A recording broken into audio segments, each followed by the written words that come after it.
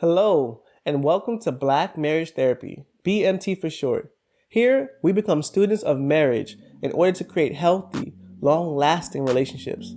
Crystal is your host today. In today's episode, she welcomes an amazing guest, Sulonda Smith, the communications ninja and relationship coach.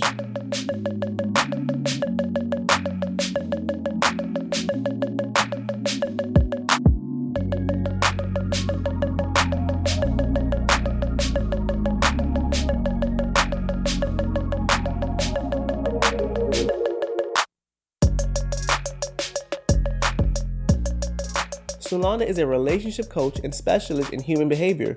She is known as the communications ninja, whose message is mixed with ingredients of humor, transformation, and warmth. Audiences have said it feels like she's talking directly to them about everyday problems and conversations in relationships. You will immediately feel connected to her through the first conversation. She's been working in the field of relationships and human behavior for 27 years. In today's conversation, Sulonda takes us through the journey of learning who she is as a communications ninja, talks about understanding men and relationships, defining toxic relationships, and even balancing our relationships. Let's go ahead and listen in on this amazing conversation now. Welcome everyone to the podcast. I am so excited to introduce to you guys Sulonda Smith, who is a communication coach, and we have so much gems to share with you guys on this episode, and we're going to jump right into it. First and foremost, do you really have 8 brothers? I do. I have 7 now, but I do. No sisters? Oh, yes. I only mentioned the men because that's primarily where my work is right now. But I have 3 sisters. Wow, that's a big family. Mm-hmm. So I'm very curious. I know we're going to talk about communications because she is the communication ninja. So I'm very excited. Communication is foundational in relationships, but I have to understand what it was like growing up, 1, in a very big family, but 2, with 8 brothers. I have 2 and I'm like, oh Lord. I think I had an advantage because I was the oldest. So it was more or less like I became more of a confidant, and the guide than the one who was fighting over the last, piece of roll sitting on the table. Yeah. So it was very easy for me. So you said, total, it's 11 total or 12 total? There's 10 total. It's actually 7. Yes, 7 brothers. Oh, wow. Wow. And you're the eldest of all of them? I'm the eldest of all. Wow. Okay. I am curious to know, what did you learn most from that? So I'm the youngest. Oh, okay. In my family group. Yes. Yeah. So I'm curious, having so many brothers, like what did you learn the most from them? Or, in that space, in that environment? How to get to the point. Yeah. How to get to the point. How not to whine over certain things that didn't need whining over, even though I would say I can whine over this, because I've asked you to do this 100 times and you didn't. Yeah. And now it's falling on me. It's adding to what I have to do, which sounds very much like our relationships today, right? With adult men. Yeah. And for me, it was mostly my confidence, because men typically just show up and they would just do their thing. Like they didn't think about it. They just did it. And for many women, we have to go through this internal process before we recognize that we can do this and give ourselves permission. Oh, we about to have so many gems. I'm so excited. Ryan Reynolds here from Mint Mobile. With the price of just about everything going up during inflation, we thought we'd bring our prices down. So to help us, we brought in a reverse auctioneer, which is apparently a thing. Mint Mobile Unlimited Premium Wireless. How to get 30, 30, bit to get 30, bit to get 20, 20, 20, bit to get 20, 20, bit to get 15, 15, 15, 15, just $15 a month? Sold! Give it a try at mintmobile.com/switch. $45 up front for 3 months plus taxes and fees. Promo rate for new customers for limited time. Unlimited more than 40 gigabytes per month. Slows full terms at mintmobile.com. So firstly, could you share some insights into the key principles or strategies you teach men in your coaching programs and courses to help them solve problems and create peace in their relationship? Remember driving 3 of my nephews to do some zip lining. 14, 16, and 18. And I asked if they were dating. All three of them let out the largest sigh. They were like, oh man, no. The 14-year-old said, I just got dumped. And she dumped me over a text message. Oh. Told me that I wasn't enough, so she was going to go try a girl. Okay. The 16-year-old said, the girls act like guys now. Like they'll date you, they'll have 3 or 4 other dudes they're dating. And then I just feel like I'm just a number. Like he said, I feel naked, when she's with me, because I feel like I get stripped of my pride. Oh my gosh. He's very articulate. Yes. And the 18-year-old said, no, I'm done with that life. I'm not dating. I'm just going to concentrate on my studies for the next 5 years. I don't want to deal with women because they don't know what they want. And I'm tired of getting my feelings hurt. Oh, I was so surprised. Wow. I had the honor of doing a TEDx talk called Today's Men Are Different from Yesterday's Men. And in that talk, I'm very specific when it comes to how to address men today, because they are more open vocally. They may not know exactly what to say yet with the word choice, but they are more vocal. They want to take a supportive role. They don't want to always be in the leadership role. Like they want to be Robin sometimes. They don't just want to be Batman. Got it. They are open to looking at women as a partner than someone they already build their empire and then bring a woman in. Okay. They're looking for partnership, which also means she pays some of the bills in the house. This is not a, hey, I'm going to finance our whole life type of thing, but he wants support from her financially, emotionally, of course, sexually, because men think about sex 6 more times a day than we do. Typically. Now, there are some women that I've met that's on another scale, right? But for men, like this is a part of their makeup. So this is what I mean by understanding yourself and understand who you're working with. So those, I would say, would be the changes I see the most in men, and they're more sensitive. There's a few things that you said. So you mentioned the differences between 40 years ago to now, and how men are more vocal, but still having challenges. Is that what you're seeing? Even though that they're speaking more and have more sensitivities and are interested in partnership, they're still having difficulties. Why do you think that is? Because they are more vocal. Yeah. The world still has the latest traditional way of viewing men in their forefront, in their consciousness. And we still have the old school ideas of who a man is and how he should act, that these young people are hearing and being locked into. It's an overemphasis on masculine traits. Be tough, force yourself, be aggressive, speak loud, get in there, you manipulate the situation before they manipulate you. And I'm not saying these tactics don't work. What happens though, it leaves a very deep burden and heaviness on men and women who's practicing that art form as well. It just leaves a lot of heaviness. You need to balance it out with aspects of gracefulness, receivership, relaxation, softness. And it's something that we're overlooking. So now we have this scheme where we're trying to balance out, how do we accept? So it's not just men trying to get the acceptance or people's understanding of how they choose to be the day, which is not as aggressive or confrontational or forceful. It's like, why can't you accept me for who I am in this space? What's the threat? The threat for many people is that he is not man enough to protect his family and to continue teaching other male seeds how to be a man, which will eventually tear the families apart.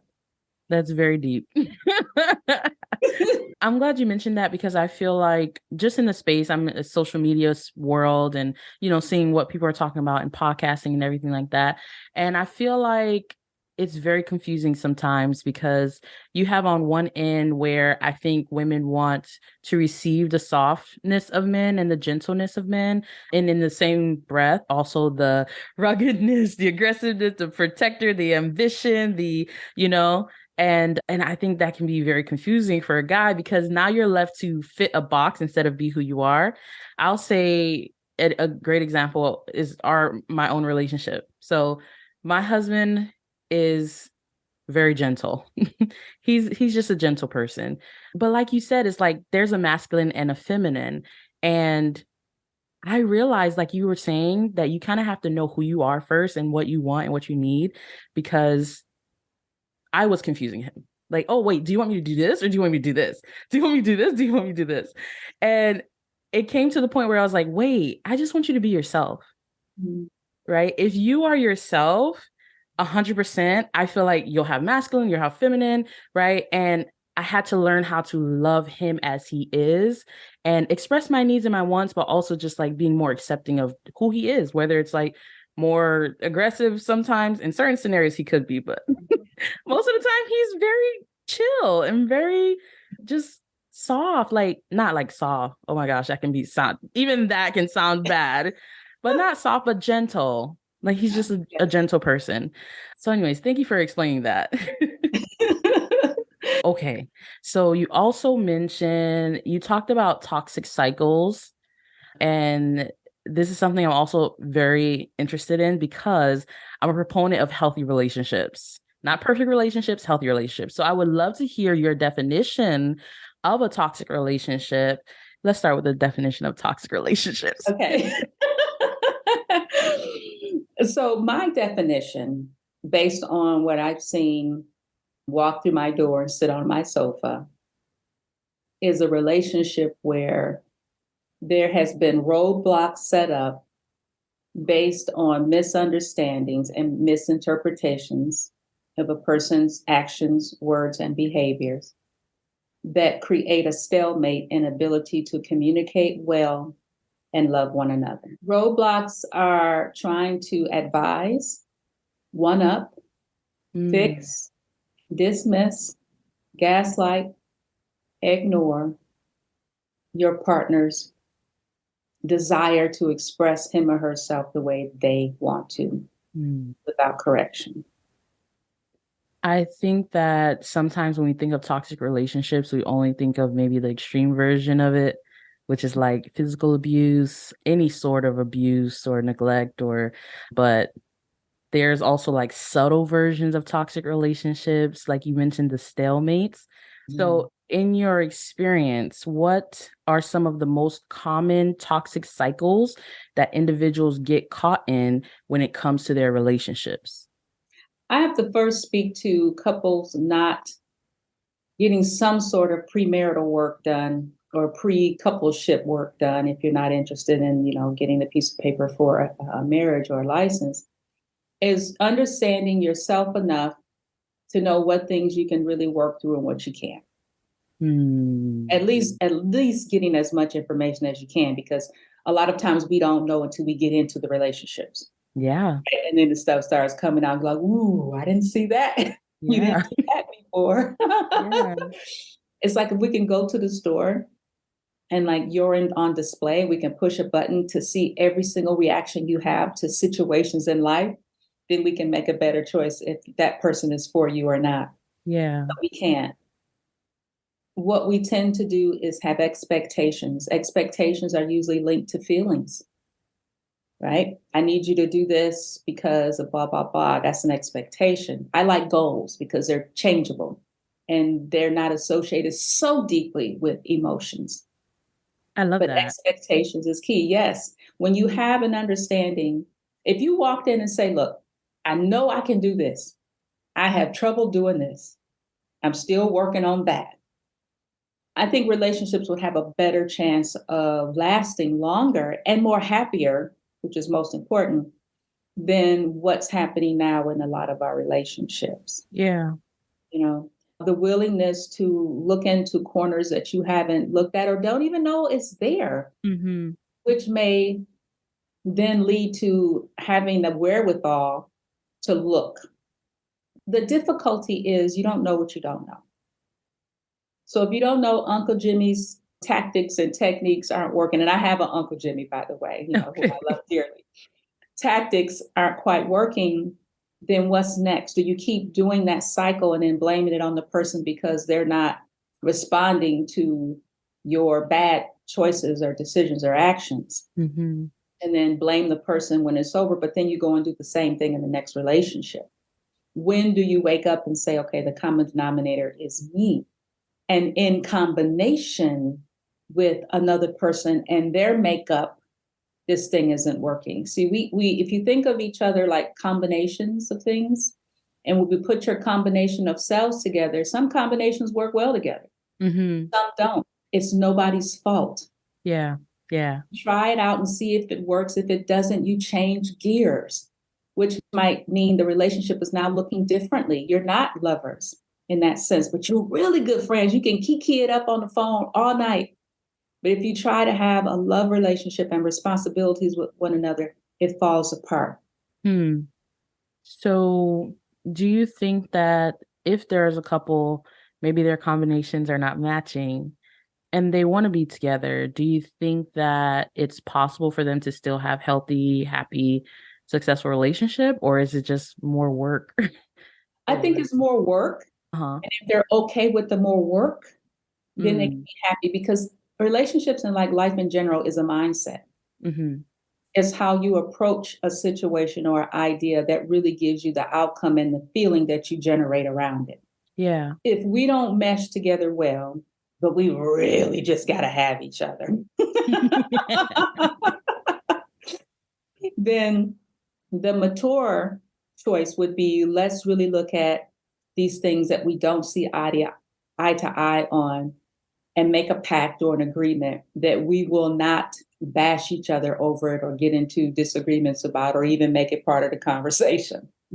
But the bottom line is the communication, being willing to have those tough conversations in the beginning, instead of 5 years down the line saying, oh, that's a deal breaker. Yeah. While we can't cover everything, going to see someone who can help you get as much covered as possible is key. Yes. Okay. Or there's tons of resources now online, or things you can purchase to help you have those conversations. Go a little deeper. Don't go on hope. Too many relationships are just on hope. And love and butterflies. You know what? In my stomach. What Tina say? Love ain't got nothing to do with it. I would add on and say it might be the starter. Yeah. But it definitely isn't the foundation. I love that. Love is starting, but it's not the foundation. I like that.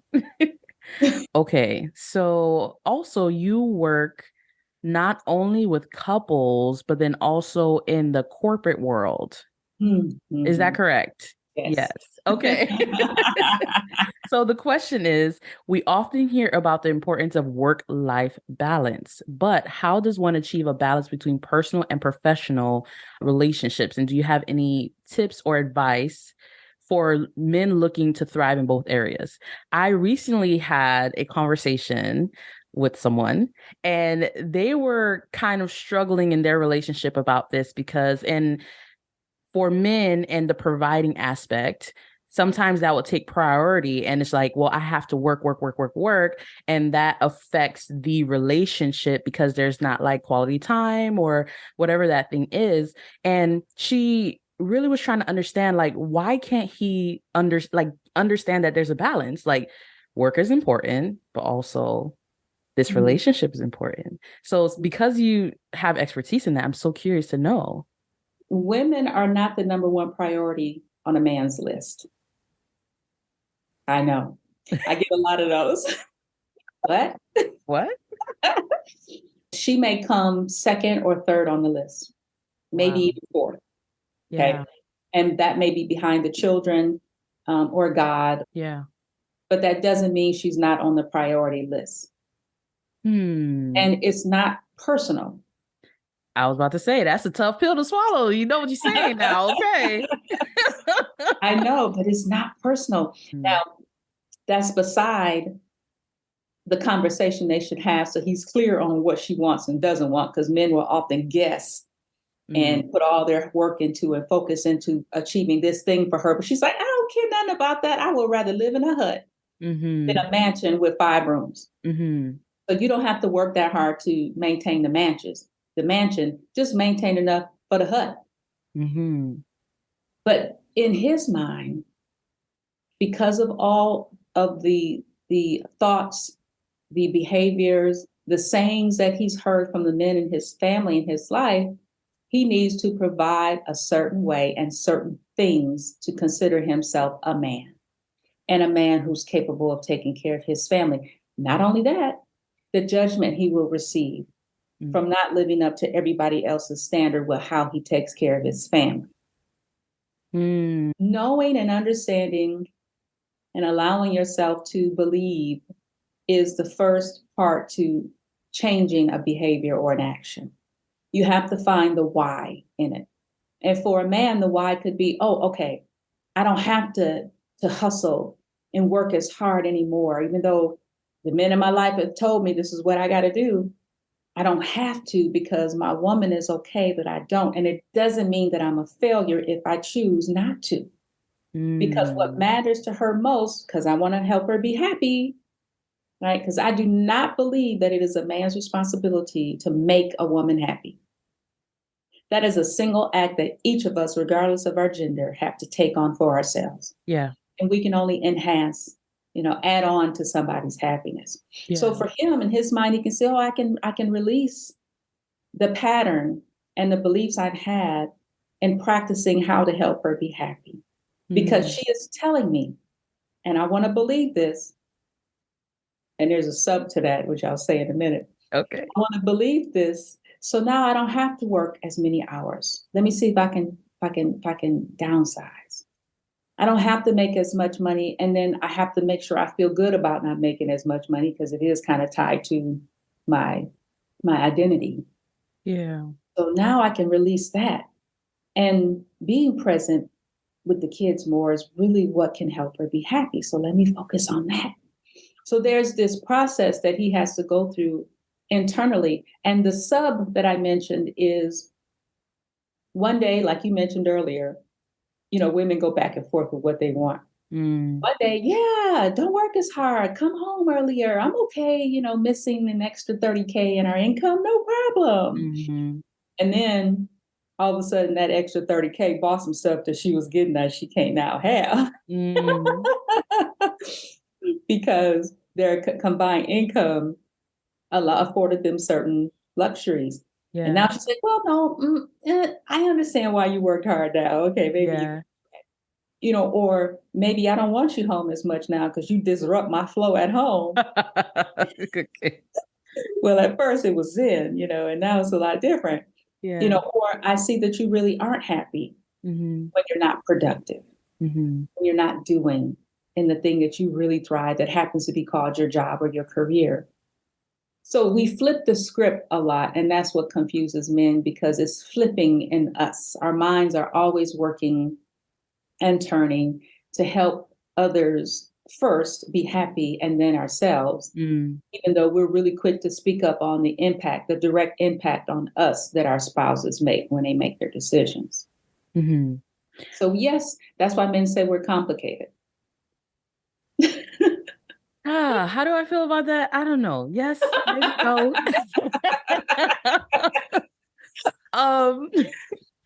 I do have to acknowledge a lot of the women that listen to the show are like between that 25, 35, 25, 40-ish. And it's different. We have the boss, the working, woman. So I am curious as to like, how would that look like? Like, busy lives. Like, that's another question that I get, right? Our lives are busy. Like, I'm doing a million things and they're doing a million things. And like, how do we connect? How do we communicate? How can we even get past this? We have so many things to do. Do you have any advice or tips to that? Or have you even had an experience like that where you can share? Oh, absolutely. And before I answer like how to manage busy lives and still spend time with each other, I want to address the boss mentality. Okay. Because even for women, sometimes when you are in a masculine mode, which is what a boss mode is, you're giving orders, you're problem solving, you're being aggressive, you're pushing, you're trying to get results. Those are masculine traits, unassociated with being a man or woman. Masculine and feminine applies to everyone. And some of us practice more of one aspect than others that we can see outwardly. So when you're in boss mode, it's super important to learn how to manage both your masculine and your feminine sides. Just for mental health, it's critical. Wow. So when you're a boss, you're a boss. Be a boss. When you're with your man, be a semi-boss and more feminine.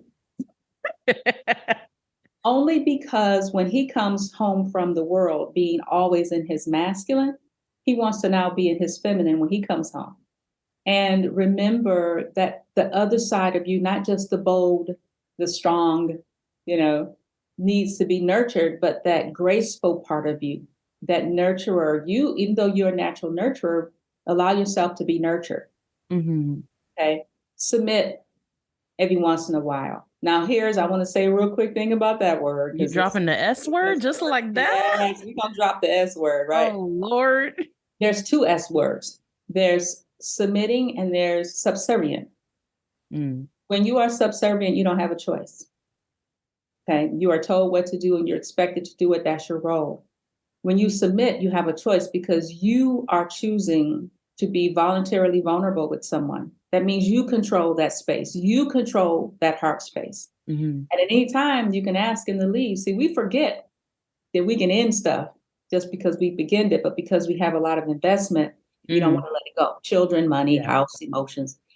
But when you submit to someone, you're really submitting to yourself because you have to work with your own mindset to allow someone to lead you and to be confident enough in that. And then trust yourself, not trust the other person. Trust yourself to make the right decisions at the time if you feel like you're not being led correctly. Mm. You can lead me as long as you're leading me, for some people, under God, under a certain religion, certain belief. If you have the capacity to love, right, infinitely and unconditionally, you can lead me as long as you're not hurting or harming me. I'll give you that. But as soon as you do that, I'm cutting that off. See, we forget we have a power in that and we have control in allowing that. We submit to the teachers we've learned from. We submitted to our parents. We submit to the bosses when we were working for someone. Mm-hmm. Right? We submit to somebody acting crazy in the street because we don't want to get hurt. You don't understand? Yeah. So submission is is one of those conversations that is, I think it takes a lot to understand. It takes a lot to understand and to break down, because like you said, it has been synonymous with subservient. And that is what it was for a long time.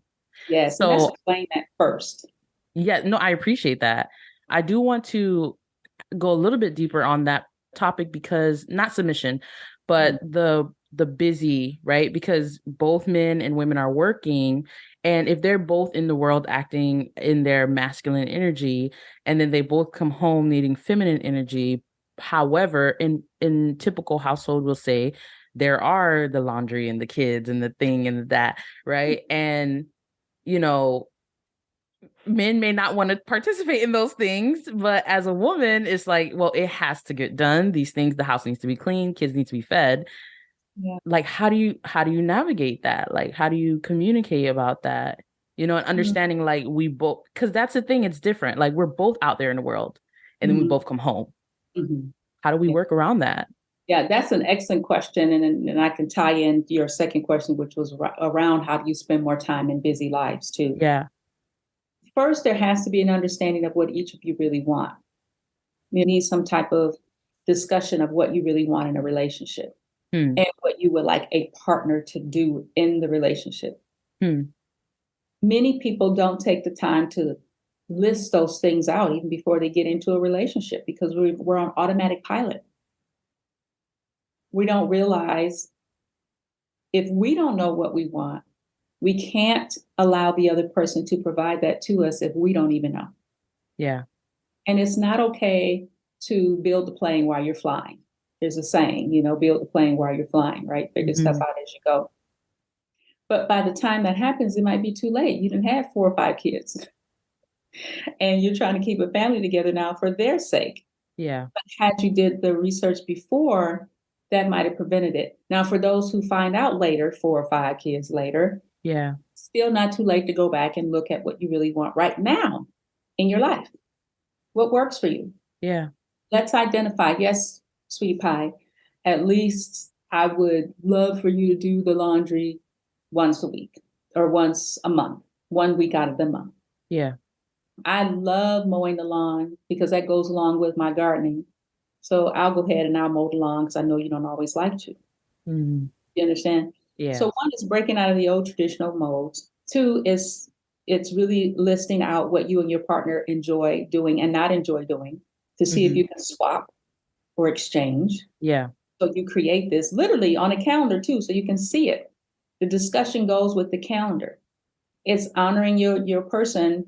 If they don't want to do that thing and you don't mind it, okay, do it. Or if they really don't want to do that thing and you don't like doing that thing, then somebody would have to say, okay, for the sake of our relationship, I'm going to train myself for learning how to do this new thing. Because mindset is everything. How you approach your life, what you tell yourself is your reality. I don't like doing dishes. That's your reality. But what if you told yourself you enjoy doing dishes? Because during that time, you can listen to a podcast like this one, right? That's right. Yes. Yeah. Or you can, that's all about that. Or learn a new skill while you're listening and doing dishes. You put some headphones on, you go at it. Yeah. Or you put your TV program on your laptop in front of you and you wash the dishes. Yeah. So there's a way to find more enjoyment in the things that we don't want to do but should be done. That way, the busy lives that we create for ourselves, because we create our busy lives. Okay. That's So right. I would tell a person, don't complain to me about your busy life because you created that. So I don't want to hear any complaints. Either you're ready to see how you can work it out and feel better about what you created for yourself, or you eliminate some stuff and feel good about eliminating it. So quality time, one, see what you can eliminate. That's not that big. Can you get somebody else to do it if it I needs love to that. right? Or can somebody else help at least one day of the week, 2 days out of the week, once out of the month? Yeah. Can you combine things that you do? Can you combine them? Can you do them at the same time so you can free up more space? Schedule in quality time. I want it on the calendar. You have a schedule for everything else. I want an alert for the day before, 30 minutes before, 10 minutes before. Yes. Sit down and spend time with babe. Yeah. Okay. And the mindset is the biggest piece around this, though. If you continuously think your life is supposed to be busy, it will be. I love that. I love that. Okay. So you have a lot going on and I love it. And not even in a busy way, but it's just all the things. Like, I love to see it. So I would like to know, what is your vision for the future in terms of helping individuals and couples, sorry, it's a long question, improve their relationships? And of course, do you have any new projects or initiatives in the pipeline that you're excited about? Yeah, great questions. Thank you for that. My vision is for people to laugh more. When you have humor in your relationship, in your life, period, it just makes things a little more palatable. Yeah. You take things too seriously. But when we can laugh, I don't know, when we laugh about it, it seems like we open up a space to receive more of those quiet, kinder messages in order how to deal with certain things in our lives. I think that's key. That's number one on my list. Like, humor is medicine. Yeah, I love that. Secondly is look at relationships differently than how you used to. That you have someone who's along with you on the ride here on the planet versus someone who you have to worry about if they're going to cheat on you or try to control or anticipate their moves or be defensive with because you never healed from all the other junk you went through before you got to this person. Yeah. Learn to relax in the relationships. And it's not about trusting the other person to make the best decisions and make sure you don't get hurt. It's about you knowing how to deal with things that your partner is going to do that doesn't feel good because they're a human being and it's inevitable. Like, those are the two biggest pieces of advice that I could share for people who venture in coupleship with someone. Yeah. Yeah, because it's easier to be by yourself, right? At least I think it is. Sometimes I think, I say, well, the couples tell me I don't want to be with nobody because it's just so difficult. I said, well, is it easy just being with you? Because I can imagine all that thinking you gets you in trouble. We have 70,000 thoughts a day. Wow. Wow. A lot of thoughts to spin stories off of that are untruths and blocks to our greatest potential and the realities that we really want to experience here on this planet. You trying to preach to me. So easy to do that. Yes. So those would be my two. Absolutely. And my initiatives, they spin around that. Yes. There's so many things on the calendar. See, I have to pace myself because I know me. Like I am a multi-creator in so many different ways. And I know that I will burn myself out if I'm trying to do all these extensions. Oh, wow. What's most important for me now is that I do have a course for men. Okay. To enter the woo zone. And it's a course to understand women, decode women, and then learn what to say to her to help her be happier and him at peace. Simple. And it goes deep to talk about the nature of what a relationship really is that I just described. I created, I'm going to do a tour of relationships hitting 5 cities starting next year. Oh, wow. For a workshop. It's like a gameplay weekend for men to, have that man time with the extra equation of led by a woman, right? Because so many of the programs we have is men led by men, which I get. But I think also women taking an initiative to spend time with men is important. A woman who's not your woman, and you can ask her those questions you don't want to ask your woman. Got it. I think that's super important. I do have an app on the horizon that I'm super happy about that will deal with communication. Yes. And I am finally, after COVID, in my own burnout situation, accepting more invitations to speak, to do trainings for men and women at their program. So if there's somebody who's running a couples workshop, I come in as a guest. I also work still in corporate training about burnout and communication, especially among the topics of gender, generations, and identities. Wow. Yeah. Wow. So that's what I have. And then lastly, I'll say, which is kind of not really related, is that I also started an herbal product for more concentration, focus, and mood balancing and more energy. Because in my own situation with burnout, it was tough. And I found that having a clear mind and strengthening that is so important for people. And a lot of anxiety is happening in the world too with people. So it's the story origin is from that. And I partnered with a sister friend of mine who's an herbalist. And we created a formula just to help people just chill out. Yeah. And the way she'll say it, because she kind of like to curse, she'll say, chill the out. So. Put that on the bottle. You're right. Yeah. Well, we put more energy, more focus, and more fun, right? We tried to put that on there, but we were like, we understand the word and the context behind it, but other people might be like, that's just too offensive. So, yeah. Yeah. But anyway, that's what I have going on in my world. Wow. Sounds like a lot of amazing things. Sounds very, very exciting. And listeners, don't worry. All this information is going to be in the show notes, the link to her website and her course and everything that Solanda has coming up. All right, guys, that's the end of today's episode. Remember to answer the question there and leave a rating there for the podcast, which will help other people find this podcast. As always, if you feel led, you can support this podcast with a small monthly donation. It can be from 99 cents, $5, or even $10 per month. If you choose to do so, click the Support Us link in the show notes.